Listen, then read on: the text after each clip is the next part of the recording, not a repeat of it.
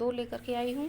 पाठ 2 पहले आपने पाठ 1 पढ़ा था जो केवल आपके पढ़ने के लिए था, इसलिए अब आगे का पाठ हम पढ़ेंगे और हमारे पाठ 2 का नाम है साइकिल की सवारी।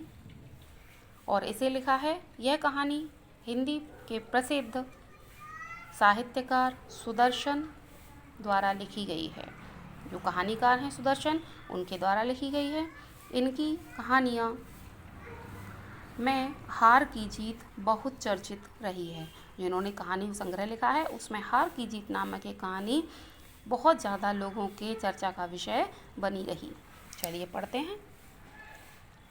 ईश्वर ही जानता है कि जब मैं किसी को साइकिल की सवारी करते या हारमोनियम बजाते देखता हूँ तब मुझे अपने ऊपर कैसी दया आती है। सोचता हूँ भगवान ने ये 2 विद्याएं भी खूब बनाई हैं। एक से समय बचता है और दूसरी से समय कटता है। मगर तमाशा देखिए, हमारे भाग्य में कलयुग की ये दोनों विद्याएं नहीं लिखी गई। न साइकिल चला सकते हैं न बाजा ही बजा सकते हैं। पता नहीं कब से यह धारणा हमारे मन में बैठ गई है कि हम सब कुछ कर सकते हैं मगर ये दोनों काम नहीं कर सकते।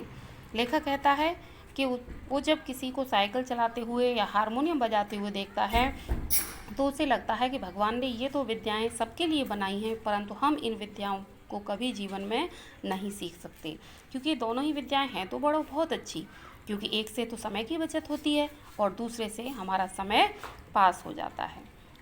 आगे, शायद 1942 की बात है।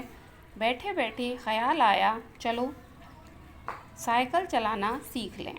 और इसकी शुरुआत यूँ हुई कि हमारे लड़के ने ही चुपचाप ही यह विद्या सीख ली और हमारे